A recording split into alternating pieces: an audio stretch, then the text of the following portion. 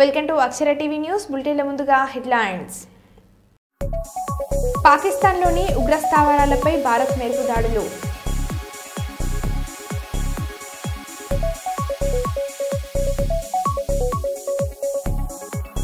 పహల్గామ్లో జరిగిన దాడికి నిరసనగా పెద్దపల్లి జిల్లా కేంద్రంలో మాజీ శాసనసభ్యులు గుచ్చుల రామకృష్ణారెడ్డి నిరసన తెలిపారు. తిరుమలలో టీటీడీ ఈవో శ్యామలరావు తనిఖీలు. దేశానికి వ్యతిరేకంగా సోషల్ మీడియాలో ఎవరు పోస్టులు పెట్టవద్దు, ఏపీ డిప్యూటీ సీఎం పవన్.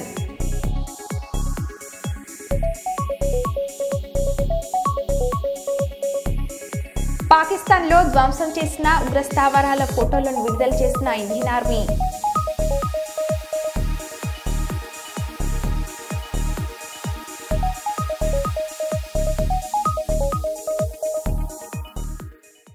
ఇక వివరాల్లోకి వెళ్తే, పహల్గామ్ ఉగ్రదాడితో భారత్ పాక్ మధ్య తీవ్ర ఉద్రిక్త పరిస్థితులు చోటు చేసుకున్నాయి.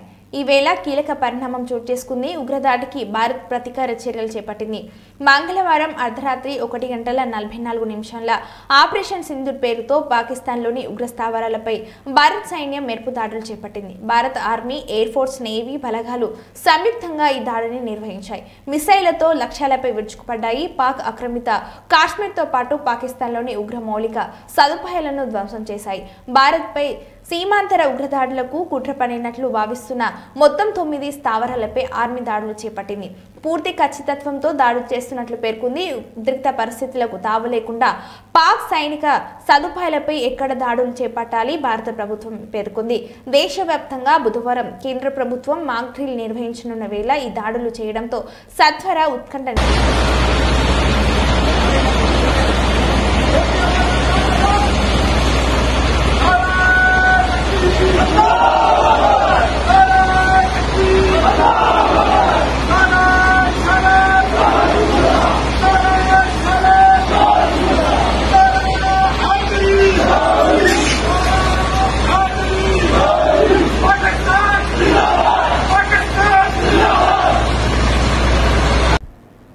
పహల్గామ్లో జరిగిన దాడికి నిరసనగా పెద్దపల్లి జిల్లా కేంద్రంలో పెద్దపల్లి మాజీ శాసనసభ్యులు గుచ్చుల రామకృష్ణారెడ్డి నిరసన కార్యక్రమాన్ని నిర్వహించారు. కార్యక్రమం అనంతరం వారు మీడియాతో మాట్లాడుతూ, భారతదేశంలో అక్రమంగా నివసిస్తున్న పాకిస్తాన్ జాతీయులను బహిష్కరించేందుకు తక్షణ చర్య కోసం ప్రభుత్వాన్ని అభ్యర్థిస్తున్నామని అన్నారు. भारत माता की जय, भारत माता की जय, वंदे मातरम, वंदे मातरम, वंदे मातरम। देश की रक्षा कौन करेगा, कौन करेगा? हम करेगा, हम करेगा। भारत वंदे मातरम पाడాల్సిందే. మీరు ఆఫీస్ లో ఒకసారి మనం వెళ్దామని చెప్పి ఆఫీస్ లేదు క్యాజువల్ అలా రాష్ట్ర శాఖ పిలుపు మేరకు రాష్ట్ర అధ్యక్షుడు కిషన్ రెడ్డి గారు మరి దేశంలో తీసుకున్న నిర్ణయం మేరకు అన్ని జిల్లా కలెక్టర్లకు ఇచ్చి కలెక్టర్ ద్వారా కమిషన్కు చూపించి పాకిస్తాన్లో ఏది ఏప్రిల్ 22 నాడు పహల్గామ్లో ఏదైతే యాక్షన్ జరిగిందో 26 మందిని పర్యాటకులను చంపారో ఆ రోజు ప్రధానమంత్రి గారు అటా వచ్చి ఒక నిర్ణయం తీసుకున్నారు. పాకిస్తాన్లో వీసాలన్నీ రద్దు చేస్తా ఉన్నాం, పాకిస్తాన్లో ఎవరున్నా ఈ దేశం విడిచిపెట్టి వెళ్ళిపోవాలని చెప్పి ఆనాడు నిర్ణయం తీసుకోవడం జరిగింది. దాని ప్రకారం మొన్న కొంత టైం కూడా ఎక్స్టెండ్ చేయడం జరిగింది. అయినా వెళ్ళిపోవాలని, అట్లా వెళ్ళిపోకుండా ఇక్కడ ఉంటే కొన్ని రాజకీయ పార్టీలు వాళ్ళకి మద్దతు చేస్తూ ఉన్నాయి. వాళ్ళు ఇక్కడ ఉంటే వాళ్ళను జబర్దస్తిగా ఎలగొట్టాలని చెప్పి వాళ్ళని గుర్తించాలని చెప్పి ఇవాళ అన్ని జిల్లా కార్యాలయాల ముందు ఇచ్చి ఈ యొక్క రిప్రజెంటేషన్ కలెక్టర్లకు ఇవ్వడం జరిగింది. దాంట్లోనే పెద్దపల్లి జిల్లా భారతీయ జనతా పార్టీ మరి ఇవాళ పెద్దపల్లి జిల్లా కలెక్టర్ గారికి రిపోర్ట్ ఇచ్చి ఇక్కడ ఉన్నటువంటి పాకిస్తాన్లందరినీ కూడా ఈ పెద్దపల్లి జిల్లాలో ఉంటే వాళ్ళందరినీ కూడా పంపించాలని చెప్పి కోరడం జరిగింది. కలెక్టర్ గారు స్పందించి మేము కూడా చేస్తాం, మేము యాక్షన్ తీసుకుంటాం, కమిషనర్కు రాస్తాం, మీ దృష్టిలో కూడా ఎవరన్నా ఉంటే మాకు చెప్పండి, మేము పంపిస్తామని చెప్పడం జరిగింది. మరి ఇదే విధంగా ఇక్కడ మన దేశానికి జరిగినటువంటి తీవ్రమైనటువంటి ఆత్మవిధ దెబ్బకొట్టినటువంటి పాకిస్తాన్ విషయంలో ఏ రాజకీయ పార్టీ కూడా అనుకూలంగా ఉండవలసినటువంటి అవసరం లేదు. లేదు. మరి మిగతా అన్ని రాజకీయ పార్టీలు కానీ కొన్ని ముస్లిం సంఘాలు కూడా ముందుకొచ్చి ఖండిస్తూ ఉన్నాయి. ఇది సంతోషకరమైన విషయం. ఎవరికి ఇక్కడ ఉన్నటువంటి ఎవరున్నా వాళ్ళందరినీ కూడా గుర్తించి మరి అధికారులకు తెలపాలని చెప్పి నేను అందరినీ కోరుతా ఉన్నాను. పాకిస్తానీలు భారతదేశం మీద ఎలాంటి దండయాత్రలు ఇలాంటి దాడులు చేస్తున్నారో ఇదందరికీ కూడా దేశ ప్రజలందరికీ కూడా తెలుసు, మన జిల్లా ప్రజలందరికీ కూడా తెలుసు. కాబట్టి భారతీయ జనతా పార్టీ కేంద్ర శాఖ నుంచి వచ్చిన సూచన మేరకు అన్ని జిల్లా కలెక్టర్ గారికి జిల్లాలో ఉండబడేటువంటి పాకిస్తానీలు అనాథరేతులు కావచ్చు, ఆతరేతులు కావచ్చు, ఎవరైతే ఉన్నారో వాళ్ళని అందరినీ కూడా వెళ్ళగొట్టవలసిందిగా భారతీయ జనతా పార్టీ ఇలా విజ్ఞాపన చేయడం జరిగింది కలెక్టర్ గారికి. ఇది కాకుండా జిల్లాలో నిర్వహించబడేటువంటి మదర్సాలు ఉన్నాయి.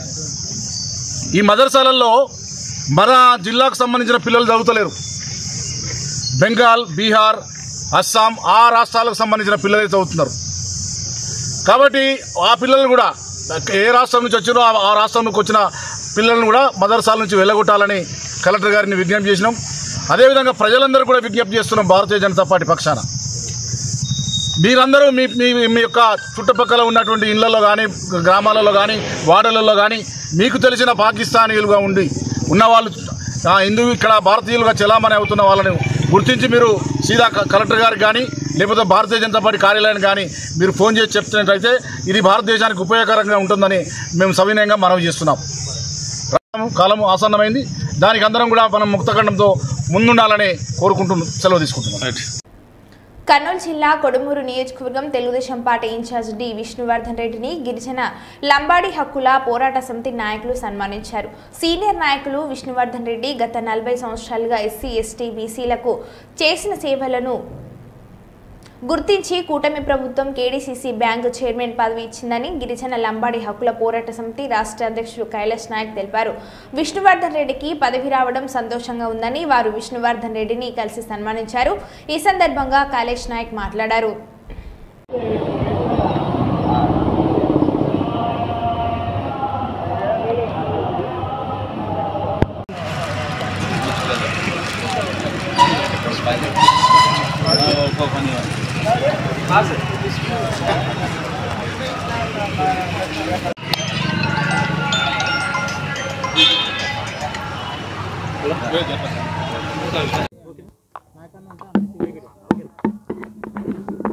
అందరికీ నమస్కారం.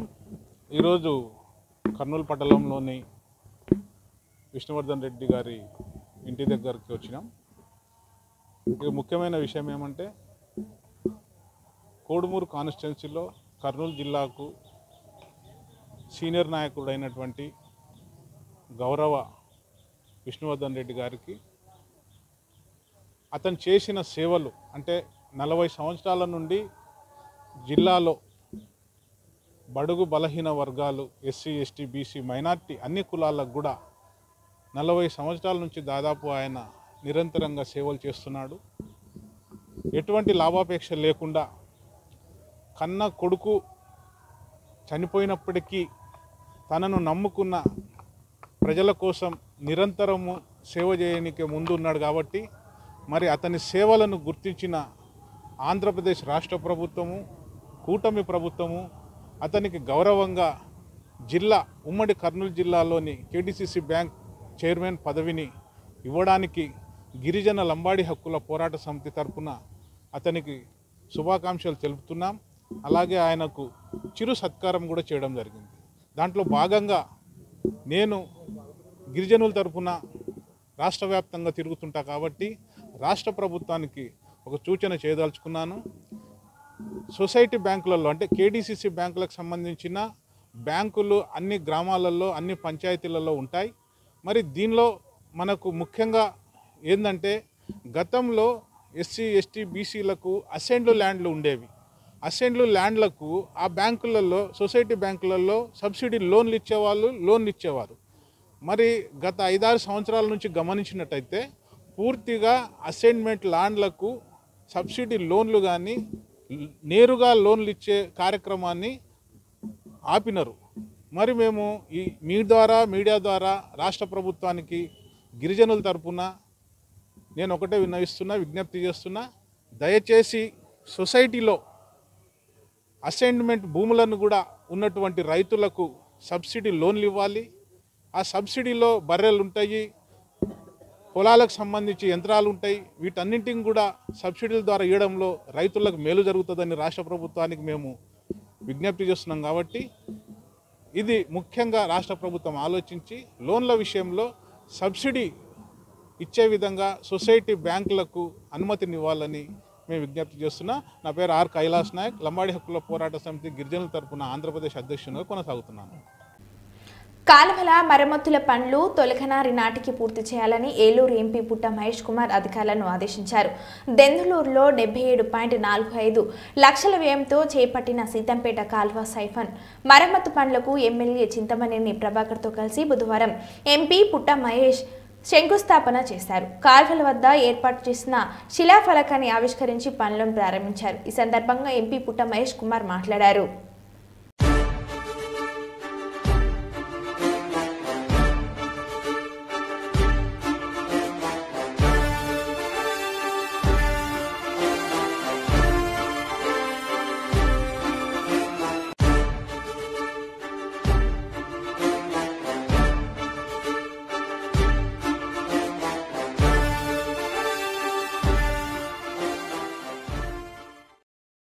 ఎక్కడికి పోయినా కూడా దిందలూరులో ఎక్కడికి పోయినా కూడా అభివృద్ధి కార్యక్రమాలు ముందు ఉంటుంది. నేను మొన్న కూడా రోడ్లు ఓపెనింగ్ అప్పుడు కూడా చెప్పాను, వేరే కాన్స్టిట్యున్సీలతో పోల్చుకుంటే మన దిందలూరులో అభివృద్ధి కార్యక్రమాలు చాలా బాగా జరుగుతున్నాయి. ఎమ్మెల్యే గారిని కంపల్సరీ చాలా కష్టపడి అన్నీ కూడా లైనప్ చేసుకొని అన్నీ కూడా పనులన్నీ కూడా ముందు తీసుకొని వెళ్తున్నారు. అలాగే ఇవాళ దిందలూరు ప్రజలందరూ కూడా ఎక్కడికి పోయినా కూడా చాలా సంతోషంగా ఉన్నారు. ఎక్కడ కానీ ఎమ్మెల్యే గారు చేసే పనులకైనా కానీ ఆయన అవైలబిలిటీకైనా కానీ ఆయన కష్టపడి వాళ్ళందరికీ ఉండే సమస్యలు, ఈవెన్ చిన్న రైతుకు కూడా ఏదైనా సమస్య ఉందంటే అరే నేను ఉన్న పద అని పిలుచుకొని పనిచేసే నాయకుడు. ఇవాళ ఆ నాయకుడితో మేమందరం పనిచేయడం ఎంతో సంతోషంగా ఉందని మీ అందరికీ చెప్తూ నాకు ఈ అవకాశం ఇచ్చిన ప్రతి ఒక్కరికి పేరు పేరున ధన్యవాదాలు, నమస్కారం.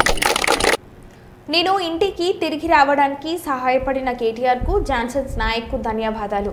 డబ్బులు లేవు, తిరిగి ఇంటికి వస్తానని అనుకోలేదు. 6 సంవత్సరాల క్రింద పనికి కోసం పోయా, అక్కడ మోసపోయి కరోనా వల్ల చిక్కుపడిపోయా అని రెడ్డి నాయక్ అన్నారు. 3 రోజులు అవుతుందా? నాకు శనివారం రోజు తెలిసింది. నాకు అంతే, శనివారం రోజు తెలిసే గిట్లా ఆరుమూరులో గిట్లా యాక్సిడెంట్ అయింది గిట్లా అని చెప్పినారు అంతే. తర్వాత నేను వచ్చి ఫోన్ చేసిన, ఇంటికి ఫోన్ చేస్తే తర్వాత చెప్పిండు గిట్లా సంగతి మరి జాన్సన్ నాయక్ సార్ గిట్లా చెప్తుండ్రు, కేటీఆర్ సార్ గిట్లా చెప్తున్నారు అంటే సరే మరి డబ్బులు పంపిర్రి, 1,20,000 రూపాయలు పంపించారు. అంటే ఇప్పుడు మీ పరిస్థితి ఎలా ఉండే? ఇప్పుడు తెలిసినప్పుడు మీరు మీ పిల్లల్ని చూడాలనే ఆవేదన మీకు ఉంటుంది.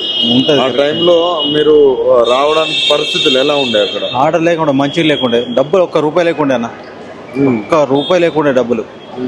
ఈ సార్ వాళ్ళ సార్ దయ వల్ల నాకు కొంచెం అసలు వస్తా అనుకున్నారా ఇండియా? లేదు లేదు లేదు, ఇప్పుడు అవుట్ లేదు, ఏం లేదు ఇప్పుడు అసలు వస్తా అనుకోలేదు అసలు. ఎన్ని సంవత్సరాలు అవుతుంది అక్కడ? 6 సంవత్సరాలు అయింది. 6 సంవత్సరాలు అవుతుంది. అప్పటి నుంచి ఇప్పటి వరకు ఎందుకు రాలేకపోయారు మీరు? లాక్డౌన్ లో 3 సంవత్సరం అప్పుడే గడిపోయింది. 3 సంవత్సరమే పని చేసింది అంతే. మళ్ళీ ఇది ఒకటి వచ్చింది. టెన్షన్ ఎల్ల మొత్తం టెన్షనే. కొంచెం సార్ వాళ్ళు హెల్ప్ చేయగానే కొంచెం ఇది అయిపోయింది. ఎవరు హెల్ప్ చేశారు? జాన్సన్ సార్, కేటీఆర్ సార్ వాళ్ళు హెల్ప్ చేస్తేనే కొద్దిగా వచ్చింది. అంటే తెలంగాణ ప్రభుత్వం నుంచి ఎలాంటి హెల్ప్ ఏమన్నా హెల్ప్ చేసిందా మీకు? ఏం లేదు ప్రభుత్వం ఏమీ హెల్ప్ చేయలేదు. దానివల్ల ఇక్కడికి రాగలిగారు. ఏం చెప్పాలనుకుంటారు ఈ సందర్భంగా కేటీఆర్ గారు? దండం ఇక నమస్కారం చెప్పాలంతే. మే 20న కార్మిక వ్యతిరేక విధానాలను నిరసిస్తూ జరుగుతున్న దేశవ్యాప్త సమ్మెను విజయవంతం చేద్దామని కేంద్ర ప్రభుత్వం 29 కార్మిక చట్టాలను 4 కోడ్లుగా మార్చి కార్మికులను బానిసలుగా మార్చాలన్న ప్రయత్నాలను తిప్పికొడదామని టీబీజీకేఎస్ రాష్ట్ర అధ్యక్షులు మిర్యాల రాజిరెడ్డి పిలుపునిచ్చారు. గోదార్ఖని ప్రెస్ క్లబ్లో బుధవారం ఏర్పాటు చేసిన మీడియా సమావేశంలో ఆయన మాట్లాడారు. ఈరోజు ప్రైవేటీకరణ జరగడంతో పాటుగా 100% ఫారిన్ డిస్ఇన్వెస్ట్మెంట్ చేయడంతో పాటుగా ప్రైవేట్ కంపెనీలకి రెడ్ కార్పెట్ వేస్తున్నటువంటి విధానం మనకు కనిపిస్తూ ఉన్నది. మల్టీనేషనల్ కంపెనీస్కి అంతా ఆహ్వానం పలుకుతూ ఉన్నది. ఈరోజు స్వదేశీ పేరుతో చెప్తున్నటువంటి బీజేపీ విదేశీ పెట్టుబడిదారులకు ఆహ్వానాలు పడుకుతున్నటువంటి విషయాన్ని మనం చూస్తూ ఉన్నాం. అంతేకాకుండా ఈరోజు బడా పారిశ్రామికవేత్తలకైతేంది, పెట్టుబడిదారులకైతేంది అనుకూలంగా కూడా భారతదేశంలో పరిస్థితులను కల్పించి వాళ్ళను ఆహ్వానిస్తున్నటువంటి దాంట్లో భాగంగానే ఈరోజు 29 కార్మిక చట్టాలు ఏదైతే కార్మికులకు అనుకూలంగా ఉన్నటువంటి కొంత మేరకు ఉన్నటువంటి చట్టాలని ఈరోజు వాటిని 4 కోడ్లుగా చేసి కార్మిక వర్గానికి ఇబ్బంది కలిగించడం అయితేంది, యూనియన్ విధానాలకు కూడా ఇబ్బంది కలిగించేటువంటి విధానంతో పాటుగా ఈరోజు గతంలో చూసినట్లయితే 100 మంది కంటే తక్కువ ఉన్నటువంటి కంపెనీలో మాత్రమే హైర్ అండ్ ఫైర్ విధానం అమలు జరుగుతున్నది మనం చూసాం. అంటే కార్మికుల్ని తొలగించడం కానీ కార్మికుల్ని అపాయింట్ చేసుకోవడం కానీ తక్కువ 100 మంది కంటే తక్కువ ఉన్నటువంటి కంపెనీల్లో చేసేటువంటి విధానాన్ని ఈరోజు 300 మంది ఉన్నా సరే ఆ కంపెనీ యజమానికి ఎప్పుడైనా కార్మికుల్ని తొలగించుకునేటువంటి అవకాశాన్ని కల్పిస్తున్నటువంటి చట్టాలు అయితేంది, యూనియన్ నాయకులకు కూడా పనిచేసేటువంటి కార్మికుడే పనిచేసేటువంటి వర్కరే ఆ యూనియన్లో నాయకత్వం వహించాలి అనేటువంటిది అయితేంది, యూనియన్ ఫామ్ చేయాలన్నా యూనియన్కి సంబంధించిన కార్యక్రమాలు జరిపేటువంటి విధానాలపైన కూడా అనేక నిబంధనలు విధిస్తున్నటువంటి 4 కోడ్లని రద్దు చేయాలి అనేటువంటి ప్రధానమైనటువంటి డిమాండ్తో ఈరోజు దేశవ్యాప్త సమ్మె జరుగుతున్నది. దీన్ని మనం విజయవంతం చేసుకోవాల్సినటువంటి అవసరం ఉంటుంది. లేదంటే కార్మికునికి భద్రత అనేటువంటిది, ఉద్యోగ భద్రత అనేటువంటిది లేకుండా పోతుంది అనేటువంటిది. ఎందుకంటే గతంలో చూసాం అందరికీ పెన్షన్ విధానం ఉన్నటువంటిది ఈరోజు పెన్షన్ విధానమే లేదు దేశంలో కానీ రాష్ట్రంలో కానీ. ఎవరికి కూడా 2004 తర్వాత అపాయింట్ అయినటువంటి ఉద్యోగస్తులకు కార్మికులకు ఎవరికి కూడా పెన్షన్ విధానం లేదు. ఈరోజు మన సింగరేణిలో కానీ ఎన్టీపీసీలో కార్మికులకు జీతాలు కూడా మినిమంగా 26,000 ఇవ్వాలి అనేటువంటి దాన్ని కూడా ఇవ్వకపోవడం వలన కూడా అదొక డిమాండ్గా కూడా చేర్చడం జరిగింది. దీంతో పాటుగా ఈరోజు సింగరేణికి సంబంధించినటువంటి విషయాలు చూసినట్లయితే ఈరోజు 250 గజాల స్థలం ఇంటి నిర్మాణం కోసం ఇస్తూనే 30 లక్షల రూపాయల వరకు వడ్డీ లేని రుణాన్ని లేదా వడ్డీని తిరిగి చెల్లించేటువంటి విధానాన్ని కొనసాగించాలి అనేటువంటి మరొక డిమాండ్ని కూడా చేర్చడం జరిగింది. దీంతో పాటుగా ఈరోజు ప్రభుత్వం అంటే జెన్కో కానీ ట్రాన్స్కో లాంటి వాళ్ళు లేదా మనం పవర్ ద్వారా కానీ కోల్ ద్వారా ఇచ్చేటువంటి 40,000 కోట్ల రూపాయల డ్యూస్ను ఇవ్వాల్సిందిగా కూడా డిమాండ్ చేయడం జరిగింది. వెంటనే చెల్లించాలి.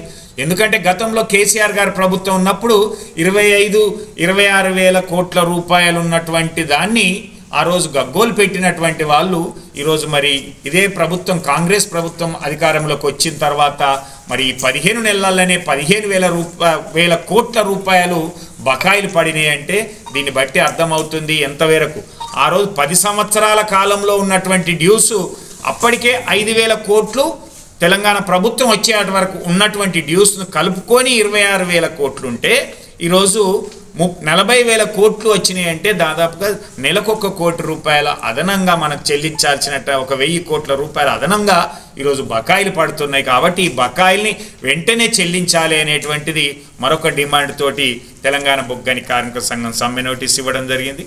దీంతో పాటుగా ఏదో అంటారు కదా కొండెనాలికకు మందెత్తే ఉన్నెనాలిక పోయింది అన్నట్టుగా గతంలో విజిలెన్స్ కేసులు అనేటివి ఎవరైనా కాంప్లైంట్ వచ్చినట్లయితే కానీ లేదా ఏమన్నా లీగల్గా ప్రాబ్లం ఉన్నట్లయితే కానీ విజిలెన్స్ కేసులు రెఫర్ చేయబడేది.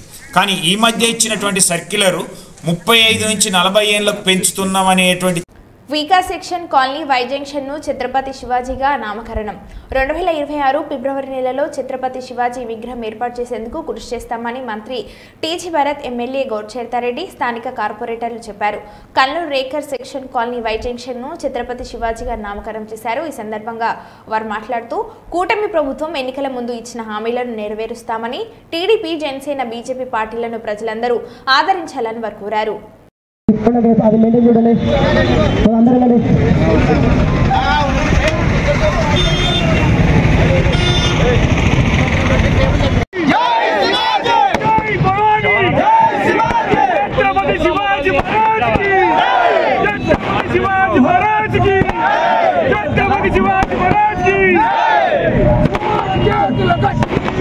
హిందుస్థాన్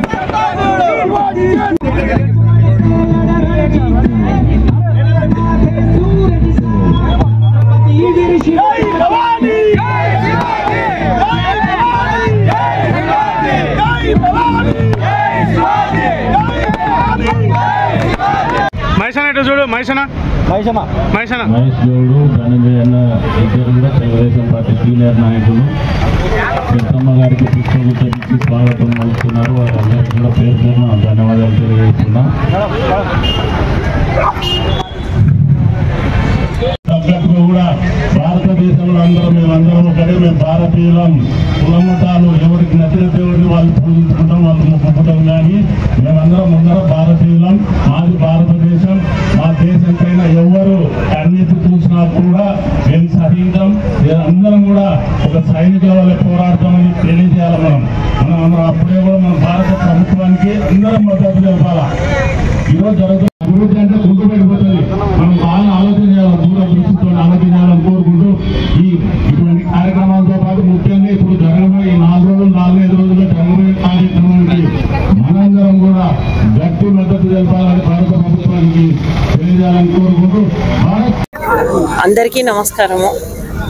ఈరోజు వై జంక్షన్కి ఛత్రపతి శివాజీ సర్కిల్గా నామకరణం చేయడం జరిగింది. చాలా సంతోషము. గత 5 ఏళ్ల నుంచి పోరాటం చేసినా కానీ అది గత ప్రభుత్వంలో కాలేదు. మా కూటమి ప్రభుత్వం అధికారంలోకి వచ్చిన తర్వాతనే ఈ కార్యక్రమం చేయడం చాలా సంతోషంగా ఉంది. ఇప్పుడే మన జిల్లా మంత్రివర్యులు ఇండస్ట్రీ మినిస్టర్ టీజీ భరత్ గారు చేతుల మీదుగా ఇది ఓపెనింగ్ చేసుకోవడం జరిగింది. ఈ సర్కిల్ చాలా పెద్దది.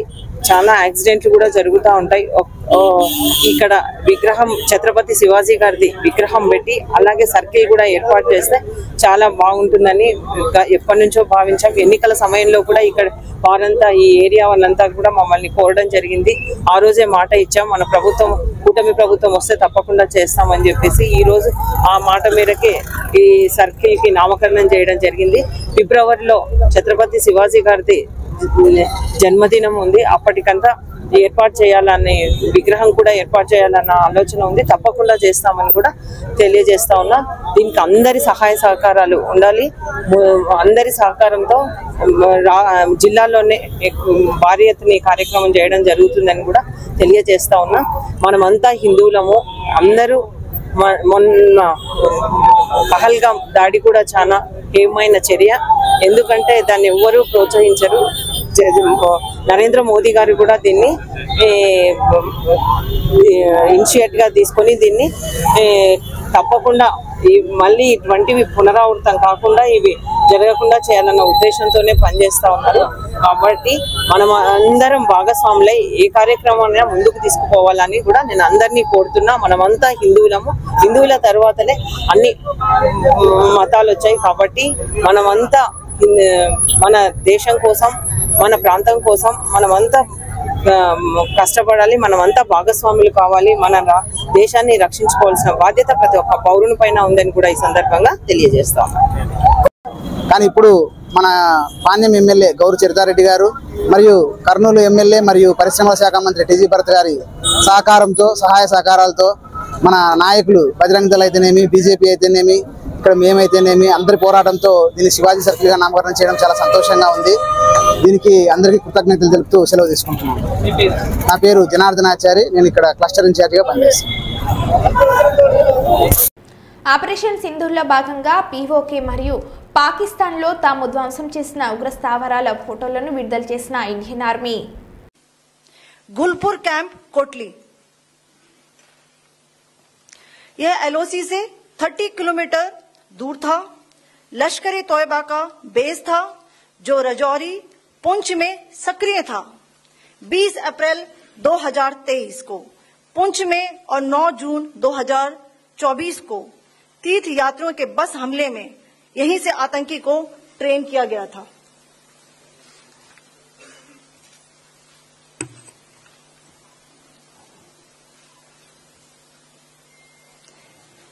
बरनाला कैंप बिंबर, ये एलओसी से 9 किलोमीटर दूर है. यहां पर हथियार हैंडलिंग, आईईडी व जंगल सर्वाइवल का प्रशिक्षण केंद्र था. अब्बास कैंप कोटली,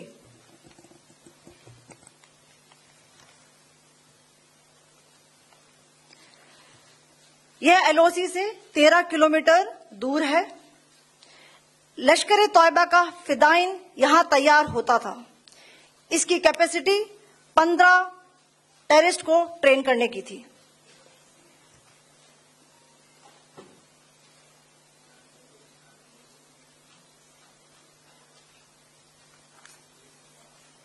మన బులెటిన్లో మళ్ళీ కలుద్దాం. Stay tune.